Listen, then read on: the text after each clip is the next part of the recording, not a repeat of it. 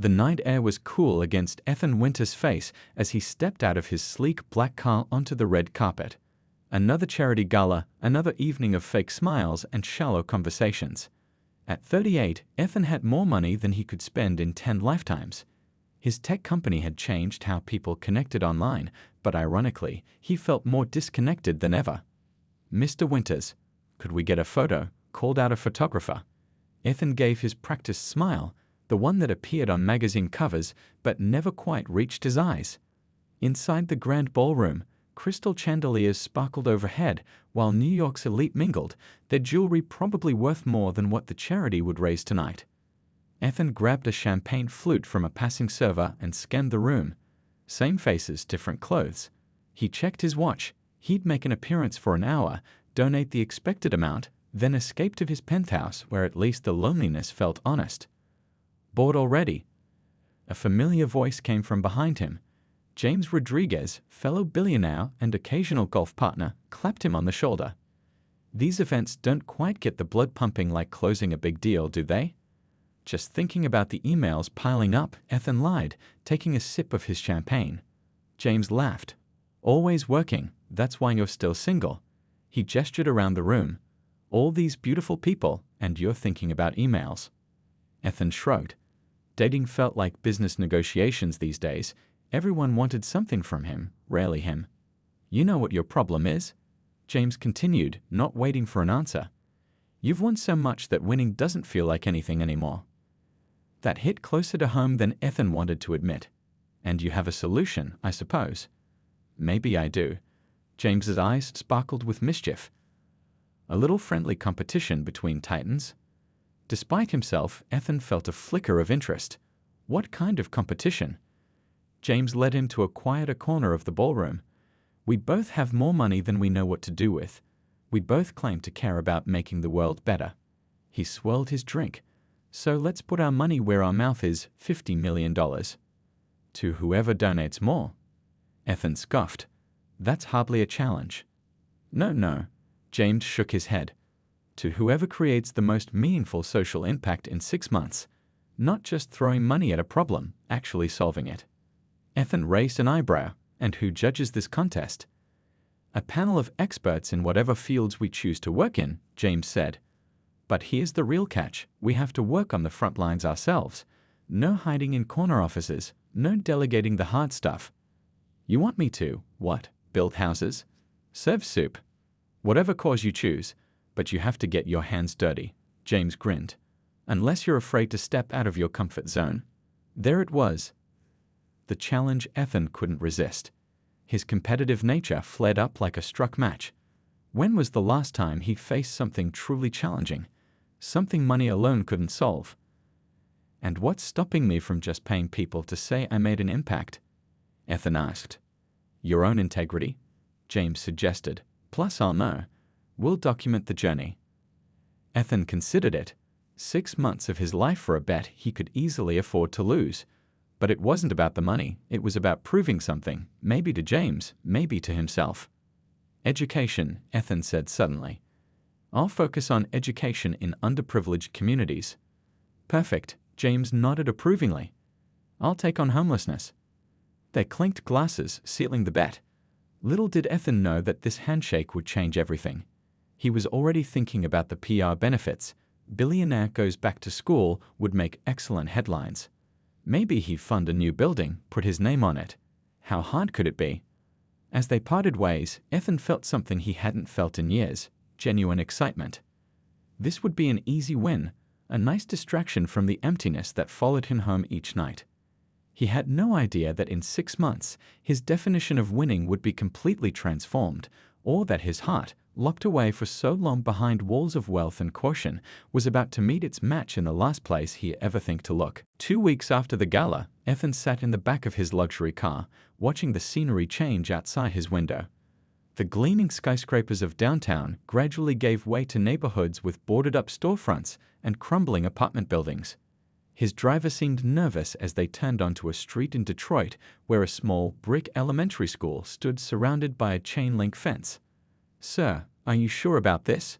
his driver asked, eyeing a group of kids playing basketball with a bent rim. It's just for a few months, Ethan replied, straightening his custom Italian suit. His PR team had handpicked this school, low test scores, high poverty rate, perfect for a dramatic turnaround story. The plan was simple.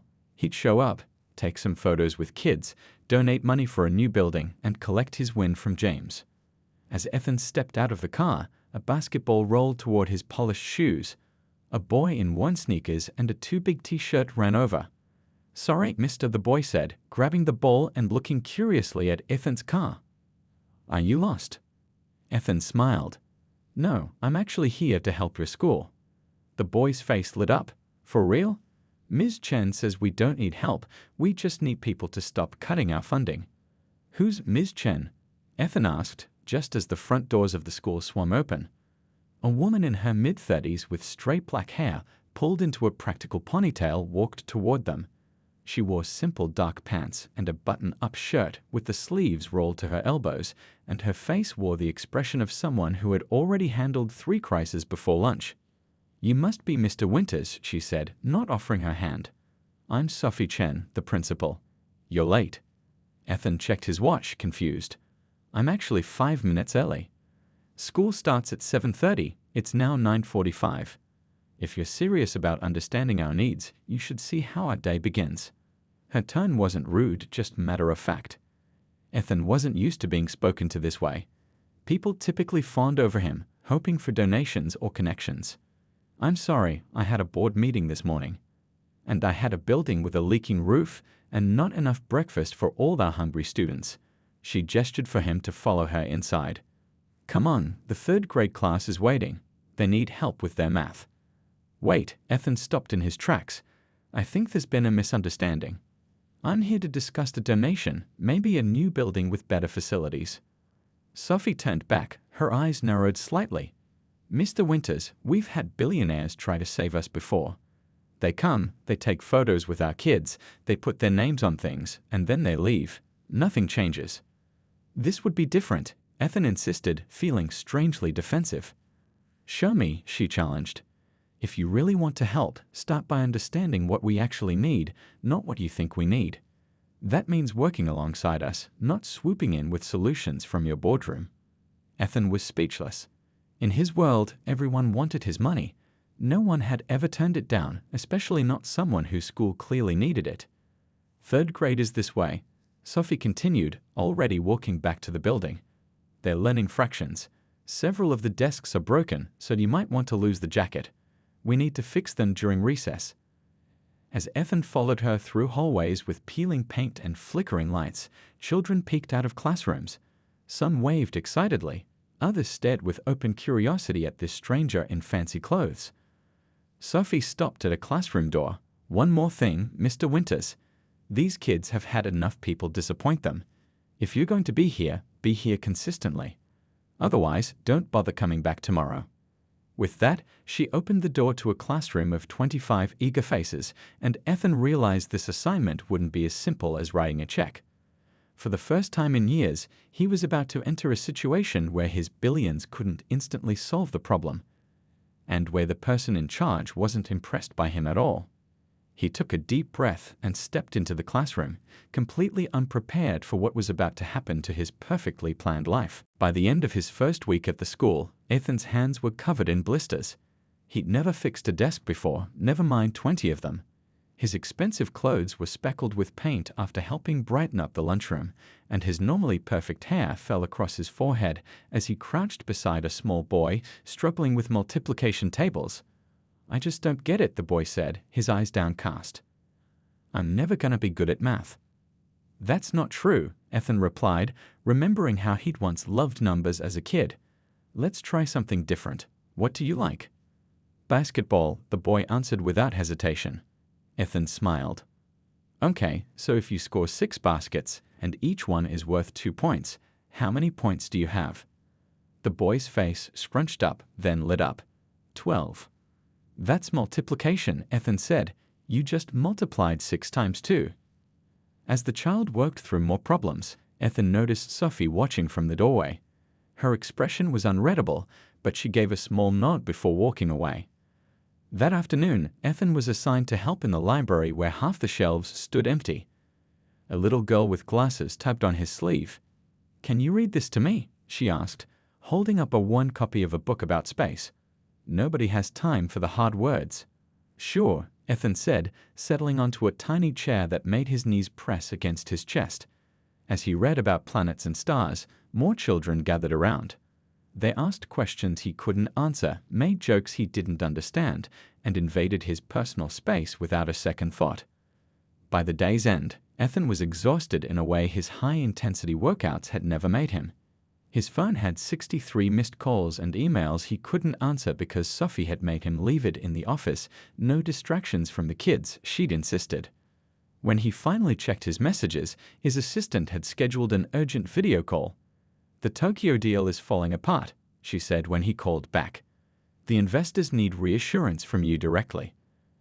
"I can't," Ethan replied, watching Sophie lock up the art room where kids had stayed late working on projects. "I'm in the middle of something important." "More important than $50 million? His assistant gasped. Ethan hesitated. Just a week ago, the answer would have been obvious. Now he wasn't so sure. The next day was worse. Ethan was paired with a student who refused to speak, no matter what approach he tried. When the boy knocked over a cup of pencils and stormed out, Ethan felt like a complete failure. "You can't fix everyone in one day," Sophie said, appearing beside him. "Liam lost his mom last year. He's angry at the world." "You could have warned me," Ethan snapped. "Would it have changed how you treated him?" Sophie asked. Ethan had no answer for that. In his world, problems were solved with money or avoided entirely. Here, there were no quick fixes. That evening, Ethan stayed late to prepare for the next day's math lesson. The school was quiet except for the hum of ancient fluorescent lights. As he walked toward the exit, he noticed light coming from Sophie's office. Through the half-open door, he saw her at her desk, surrounded by stacks of papers. She was reviewing student folders, writing personalized notes on each one. "Great improvement in reading. Remember to praise his efforts. Make sure she eats breakfast." Her voice was soft but determined as she worked through one child's needs after another. Ethan stood frozen, watching someone who worked not for money or fame, but out of genuine care for every child under her watch. When she wiped away a tired tear and kept working, something shifted in him. He'd always measured success by profits and acquisitions. But what was the true measure of a life well lived? Was it the number in his bank account, or was it the difference he made in lives that would otherwise be forgotten? As he quietly backed away from the door, leaving Sophie to her work, Ethan realized he wasn't just losing a bet anymore. He was losing the comfortable armor he'd built around himself, and he wasn't sure if that terrified or liberated him. 3 weeks into his time at the school, Ethan surprised himself by waking up early, actually looking forward to the day ahead. He'd started bringing coffee for Sophie each morning, black with 1 sugar, just how she liked it. Today, he brought an extra one for Mr. Rivera, the overworked science teacher who stayed late helping kids with projects. "You're early again," Sophie commented as he walked through the door, handing her the coffee. "The morning crowd is growing on me," Ethan replied, watching as students lined up for breakfast. He now knew many of their names and stories, which ones needed extra help with reading, which ones loved art but struggled with math, which ones didn't have enough to eat at home. In particular, he'd grown attached to a bright-eyed boy named Raj, who reminded Ethan of himself as a child, curious about everything, quick with numbers, but shy around other kids. Yesterday, Raj had proudly shown Ethan a perfect math test. "Mr. Winters, guess what?" Raj called out now, running up to him. "I got picked for the science fair." But his face fell. "My dad works 2 jobs and can't help me build my project." Before Ethan could respond, the morning bell rang and Raj dashed off to class. Sophie gave Ethan a meaningful look. Room 112 needs help with the reading groups today. Throughout the morning, Ethan sat with struggling readers, using the techniques Sophie had taught him: patience, encouragement, celebrating small victories. It no longer felt like a chore. He found himself genuinely caring about each child's progress. During lunch, his phone buzzed with a message from James. "How's the charity case going? Ready to admit defeat yet?" Ethan started to type a confident reply but stopped. The truth was, he barely thought about the bet lately. His assistant had been handling his company while he focused here. Surprisingly, the world hadn't fallen apart without his constant attention. After school, he found Raj sitting alone with his science fair papers. "So, what's your project about?" Ethan asked, sitting beside him. "Solar energy," Raj said excitedly. "I want to show how different angles affect power generation, but I don't have the materials." Ethan's first instinct was to call his assistant and have everything delivered overnight. But he'd learned something from Sophie about the value of working with what you had. "Let's see what we can find in the science room," he suggested instead. They spent 2 hours cobbling together a project using old equipment, cardboard, and parts from a broken lamp Ethan found in the storage closet. When they finally got their makeshift solar panel to power a small light bulb, Raj's face lit up brighter than the bulb itself. "We did it!" the boy yelled, giving Ethan a spontaneous hug that caught him off guard. Something warm spread through Ethan's chest that no business deal had ever made him feel. As they cleaned up, Sophie appeared in the doorway. "Looks like you two were successful," she said, smiling at Raj's excitement. "Mr. Winters knows everything about solar stuff," Raj gushed before racing off to catch his bus. "You've changed," Sophie said simply when they were alone. "What do you mean?" 3 weeks ago, you would have thrown money at that project, not time." She leaned against the doorframe. "The kids talk about you now, in a good way." Something about the soft approval in her eyes made Ethan's heart beat faster. He'd spent his career chasing validation from board members and business journalists, but somehow this felt more meaningful.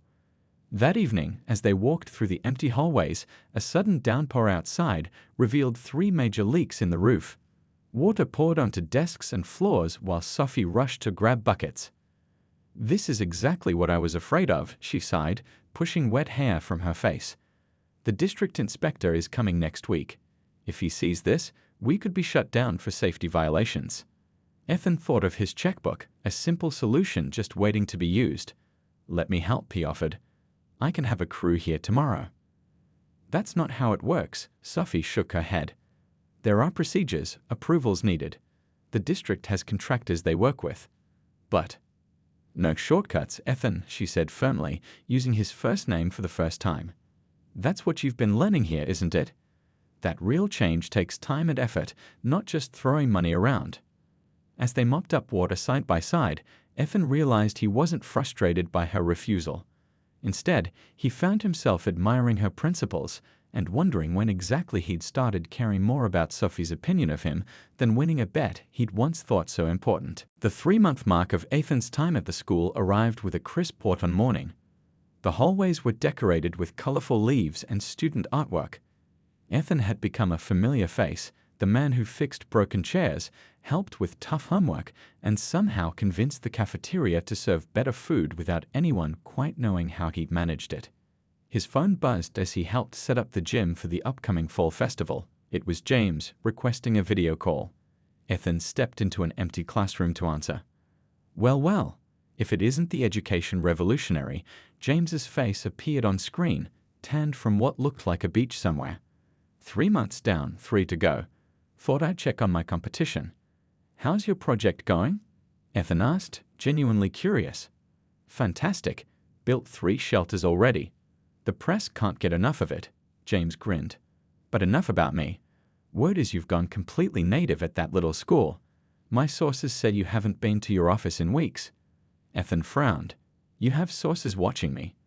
"Just keeping tabs on my 50 million, James laughed. "Though I'm starting to wonder if you've forgotten about our little wager. The Ethan Winters I know doesn't disappear from his company for school bake sales." Something in James's tone bothered Ethan. "The students are making real progress." "Progress that will look great in our documentary," James interrupted. "Speaking of which, I'm sending a film crew next week. Let's show the world what you've been up to." After the call ended, Ethan stood staring out the window. He hadn't thought about the bet in weeks. Somewhere along the way, the school had stopped being a means to win a wager and had become something he genuinely cared about.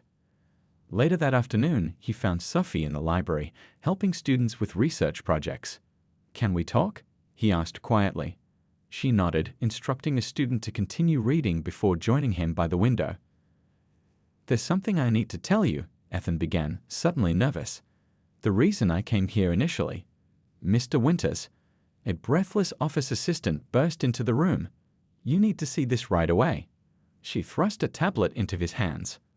On the screen was a financial news site with the headline, Billionaire BET. Winters and Orodi Roy UA's wage $50 million on CHARASTUNT.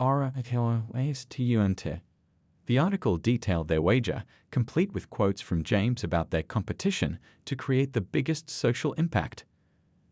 There was even a photo of Ethan at the school, clearly taken without his knowledge. Ethan looked up to find Sophie staring at the screen, her face unreadable. Sophie, I can explain. Excuse me, she said quietly, walking out of the library. Ethan followed her to her office, where she closed the door behind them.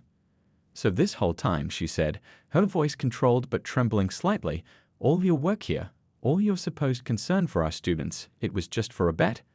A game between billionaires? It started that way, Ethan admitted, but it's not like that anymore.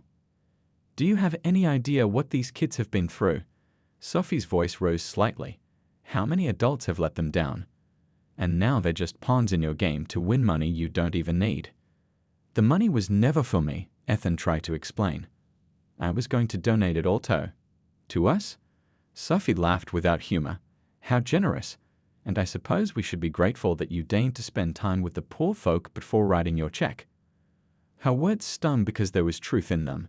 That had been exactly his plan at the start. You know me better than that now, he said quietly. I thought I did. Sophie sat down at her desk, suddenly looking tired. The hardest part is that the kids trust you. Rage talks about you like you're his hero. What happens when your bet is over and you go back to your real life? The question hit Ethan like a physical blow. He hadn't thought about leaving. I'd like you to go, Sophie said finally. The fall festival is Friday. You can say goodbye to the kids then, give them some closure. After that, please don't come back. Sophie. We've survived without billionaire saviors before, she said, turning to her computer. We'll manage again. As Ethan walked out of her office, the school that had started to feel like home suddenly felt foreign again. His phone buzzed with messages from his company, from James, from the PR team eager to capitalize on the story. For the first time in his adult life, Ethan Winters, who could buy anything he wanted, faced something money couldn't fix, a broken trust, and the heart he hadn't even realized was at stake until it was too late. The fall festival came and went. Ethan showed up with a smile he didn't feel, helped kids with games, and posed for pictures with parents who had read about him online. Every time he caught Sophie's eye across the room, she looked away. When Rage asked if he'd be there on Monday to help with the science fair, Ethan had to swallow hard before answering. I need to take care of some business for a while, he said, ruffling the boy's hair. But your project is going to be amazing. The drive home to his penthouse felt longer than usual. His assistant had filled his calendar with meetings to get things back on track, but as Ethan stared out at the city lights, none of it seemed important anymore. For 2 weeks, he went through the motions. He signed papers, attended meetings, and nodded at presentations, while his mind wandered to a classroom with squeaky floors and children's laughter. At night, he found himself looking through photos on his phone, the science project with Raj, the library reading group, Sophie laughing at something a student said. You look terrible, his assistant commented one morning, placing another stack of contracts on his desk. Thanks, Ethan muttered. Your company stock is up 8% since you returned, she continued. Everyone's pleased to have you focused on business again. Ethan looked around his massive office with its expensive art and floor-to-ceiling windows. He'd once thought this view represented success. Now it just felt empty. That afternoon, James called, ready to concede. My homeless project is getting national attention. The documentary team has amazing footage. I'm not conceiving, Ethan said, an idea beginning to form. Come on, James laughed. Your school project is dead in the water. My sources say you haven't been back in weeks. Your sources are right, Ethan admitted. I made a mistake. After hanging up, Ethan cancelled his meetings for the next day and called his lawyer. They worked through the night on paperwork, funding structures, and legal frameworks. By morning, Ethan had a new plan, not for winning a bet, but for making things right. The next day, he drove back to the school, but instead of going inside, he parked across the street, watching students file in. He spotted Raj, head down as he walked alone. The boy looked up briefly at Ethan's usual parking spot, then continued inside when he saw it empty. Ethan waited until most of the parents had left before walking to the main entrance. The secretary's eyes widened when she saw him. "Mr. Winters, we weren't expecting you." "Is Sophie, Ms. Chen, available?" he asked. "She's in a meeting with the district inspector about the roof," the secretary said, giving him a meaningful look. "It's not going well." Ethan nodded his thanks and walked to Sophie's office. Through the glass, he could see her sitting across from a stern-looking man in a suit, her shoulders tense as she spoke. He knocked softly and entered, both heads turning toward him. "Mr. Winters," Sophie said, clearly surprised. "This isn't a good time." "Actually, it is," Ethan replied, setting his briefcase on the table. "I believe I can help with your roof situation." The inspector frowned. "And you are?" "Ethan Winters." He extended his hand. "I've been volunteering here, and I'd like to propose a solution." For the next hour, Ethan laid out his plan, not just for fixing the roof, but for establishing a foundation dedicated to supporting under-resourced schools like this one. The foundation would be overseen by a board of educators, with Sophie offered the position of educational director. "This isn't a quick fix or a PR stunt," Ethan explained, looking directly at Sophie. "It's a long-term commitment to educational equity with transparent funding and educator-led initiatives." The inspector seemed impressed, asking questions about timelines and budgets that Ethan answered easily. Sophie remained quiet, her expression unreadable. When the inspector left with a promise to delay his report pending the foundation's initial repairs, Sophie finally spoke. "Why are you doing this?" Ethan took a deep breath. "Because I was wrong. I came here thinking I knew what was best, that my money could solve everything. You showed me that real change takes more than that. It takes showing up, day after day, doing the hard work." He placed a folder on her desk. "The foundation is happening with or without me. The funding is secured and the board will be independent. But I'd like to be part of it if you'll let me. Not as a savior or a billionaire with all the answers, but as someone who wants to learn and help." Sophie opened the folder, scanning the documents inside. "And the bet with James?" "I withdrew this morning," Ethan said simply. "Some things are more important than winning." For the first time in weeks, Sophie looked directly at him, her eyes searching his face for sincerity. "The kids have missed you," she said finally, "especially Raj." "I've missed them too," Ethan admitted. "And I've missed working with you." Something shifted in Sophie's expression, not forgiveness yet, but perhaps the beginning of a new understanding. "The science fair is Friday," she said. "Raj could use some help finishing his project." It wasn't everything, but it was a start. And for Ethan, who had spent his life rushing toward the next big win, learning to start over felt like the most important lesson of all. 6 months after Ethan first stepped into the school, the hallways looked different. The leaky roof had been replaced, the classrooms had new equipment, and the playground boasted fresh paint and sturdy new swings. But the biggest changes weren't visible to the eye. Ethan stood at the back of the school auditorium, watching Raj confidently explain his solar energy project to a crowd of parents and community members. The boy who once struggled to speak in class was now answering questions with ease, his chest puffed with pride when his display lit up exactly as planned. "He's come so far," Sophie said, appearing beside Ethan in the dimmed room. They all have. It was true. Test scores had improved across all grades. Attendance was up. Teachers reported fewer behavioral problems. The school that had been on the brink of closure was now being recognized as a model for what was possible when communities received proper support. "We all have," Ethan replied. In the months since their reconciliation, Ethan had kept his promise. The foundation was thriving, with Sophie leading the educational initiatives across 5 schools now. Ethan handled the business side, using his connections to secure sustainable funding without controlling how it was used. They made a good team, their different strengths balancing each other. After the science fair ended with ribbons and applause, they walked the empty hallways together, checking classrooms before locking up. A routine they'd fallen into naturally. "I got a call from James today," Ethan said as they reached Sophie's office. "He wants us both to attend the award ceremony tomorrow." Sophie raised an eyebrow. "Both of us? I thought the bet was between you two." It was, but he says he wants to meet the woman who tamed the Wolf of Wall Street. Ethan rolled his eyes. His words, not mine. Sophie laughed, the sound echoing in the quiet hallway. Over the months, her laugh had become one of Ethan's favorite sounds. "Will you come?" he asked. "I'd like you there." "All right," she agreed. "But I'm not dressing up for Billionaire games." The next evening, they arrived at the Grand Hotel, where James had organized a charity gala to announce the winner of their bet. Camera flashes greeted them as they walked in. The story of two billionaires competing for social impact had captured public attention. "Ethan Winters," James boomed, crossing the room to shake his hand. "And the famous Ms. Chen. An honor to meet the woman who turned my friend here into a true believer in education." Sophie shook his hand firmly. "The students did that, Mr. Rodriguez. I just made sure he was paying attention." James laughed. "I like her," he told Ethan. As the evening progressed, James took the stage to announce the results.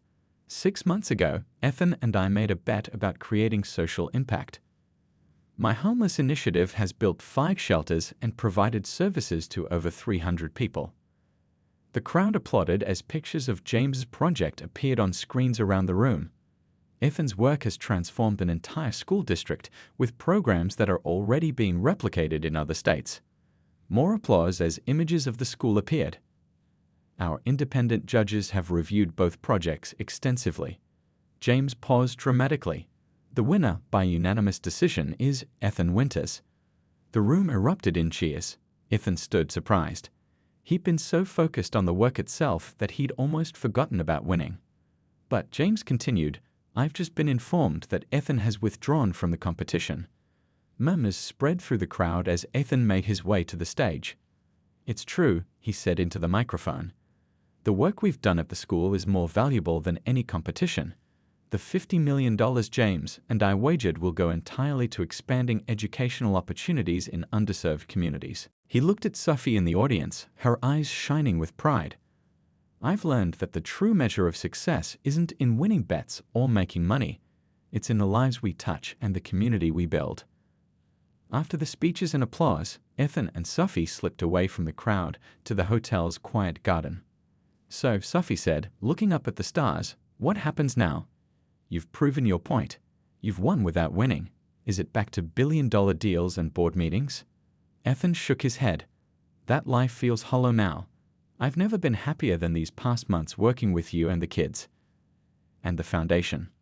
"The foundation stays, with or without me. But I'd like to keep working together," Ethan said, taking her hand. "If you'll have me." Sophie looked at their joined hands, then up at him. "As a colleague?" she asked, her voice soft. "As whatever you want," Ethan replied honestly. "The bet brought me to your door, but you're the reason I stayed." Under the same stars that had witnessed so many wishes from children at their school, Sophie stood on tiptoe and kissed him softly, an answer more powerful than words. The billionaire who once measured life in dollars and deals had found wealth in the most unexpected places, in a struggling school, in the smile of a child who finally understood fractions, and in the heart of a woman who had seen his true worth when he couldn't see it himself. Some bets, Ethan realized as he held Sophie close, you win by losing, and some treasures are worth far more than $50 million.